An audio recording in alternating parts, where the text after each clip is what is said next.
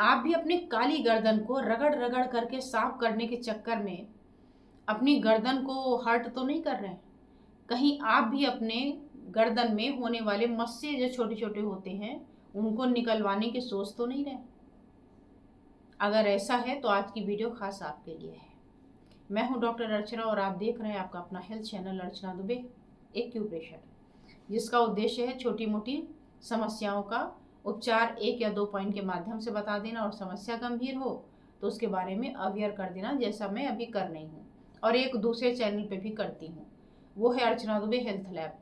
तो अच्छा होगा कि आगे बढ़ूँ उसके पहले ही अर्चना दुबे हेल्थ लैब और अर्चना दुबे एक्यूप्रेशर दोनों चैनल को एक साथ सब्सक्राइब करके ऑल का बटन हिट कर दीजिए, ताकि कोई भी वीडियो बनाऊं तो आप तक मिल जाए और आप उसका फ़ायदा उठा सकें। अब बढ़ती हूँ आगे।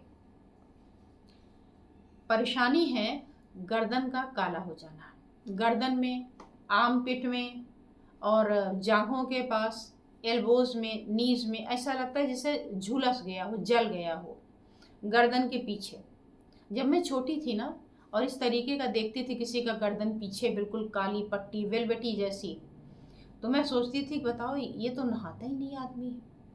हाँ, कम से कम उसको रगड़ दे तो ये छूट जाए, लेकिन ये तो नहाता ही नहीं। लेकिन जैसे जैसे बड़ी हुई, मेडिकल का नॉलेज हुआ, फिर लगा कि मैं कितनी गलत थी।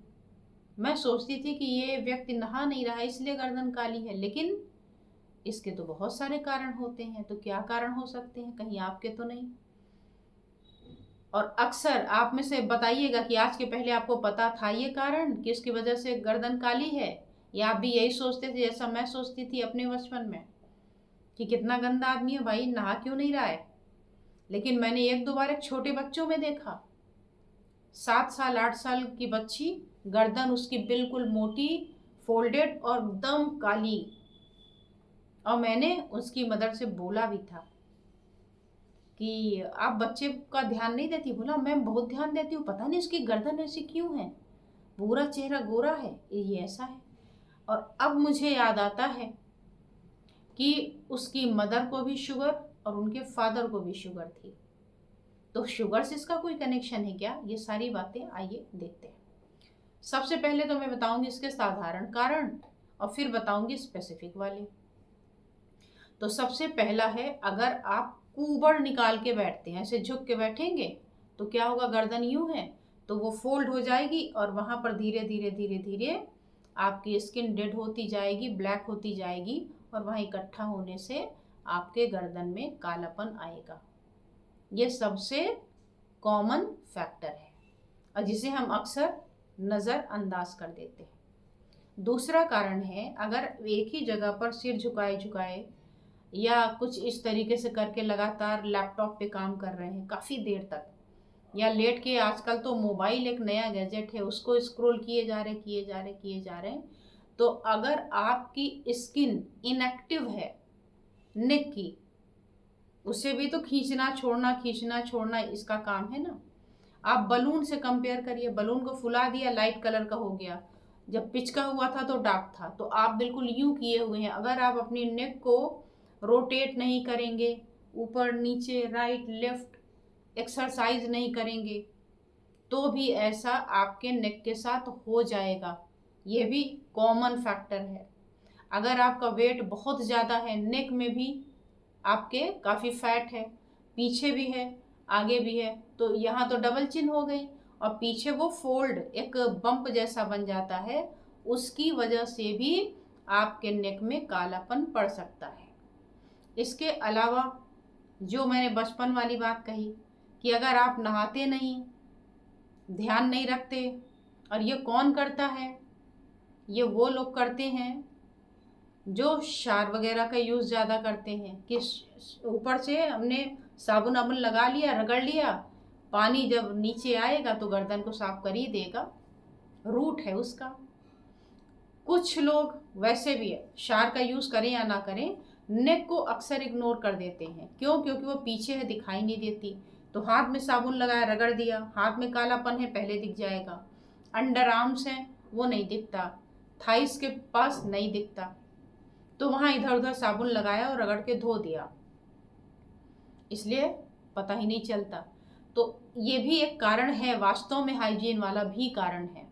इसके अलावा अगर आप बहुत टाइट अंडर गारमेंट पहनते हैं, चाहे ऊपर का या नीचे का, तो उसकी वजह से भी वो रगड़ खा खा कर के, चूँकि स्किन काफ़ी सॉफ्ट होती है यहाँ की, तो उसकी वजह से भी ये आपके ब्लैकनेस आ सकती है। इसके अलावा एक आपके नेक की ब्लैकनेस आती है पैथोजेनिक, यानी बीमारी की वजह से। इसको मेडिकल में बोलते हैं एकैंथोसिस निग्रिकेंस। ये मेडिकल टर्म है जिसमें गर्दन पीछे बिल्कुल काली पट्टी बन जाती है, बोलते हैं नेकलेस लाइन। तो अगर आपके नेकलेस लाइन हो रही है, आगे तक भी पूरी चली आ रही है या पीछे है, तो इसे नज़रअंदाज करने की बिल्कुल ज़रूरत नहीं है। ये आपके बताता है कि मेटाबॉलिक डिसऑर्डर हो रहा है, आप में हो रहा है या हो चुका है।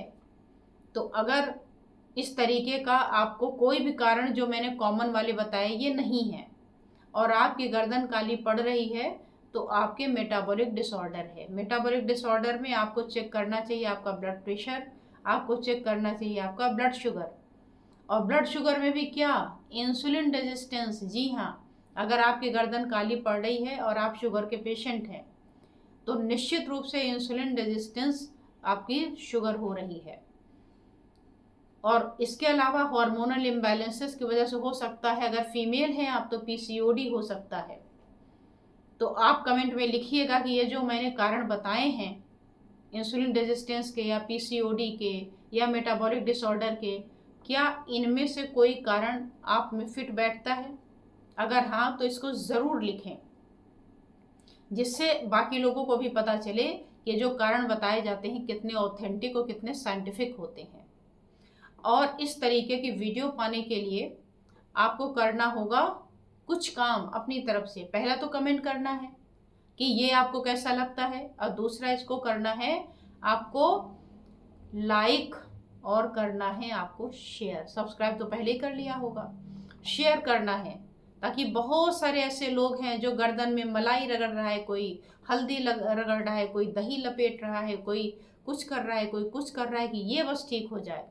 तो न ये दही से जाएगा, न ये दूध से जाएगा, न ये हल्दी से जाएगा, न ये बेसन से जाएगा, न ये उपटन से जाएगा। ये कैसे जाएगा? ये सही उपचार से जाएगा। तो इसका उपचार कैसे करना है, अगर उपचार के इच्छुक हो तो सामने मैं नंबर दे दूंगी, आप यहाँ करके प्रॉपर, बीपी है तो बीपी का, शुगर है तो शुगर का, उसके अकॉर्डिंग ट्रीटमेंट ले सकते हैं। तो आज बस इतना ही, फिर मिलती हूँ किसी और विषय के साथ। धन्यवाद, नमस्कार।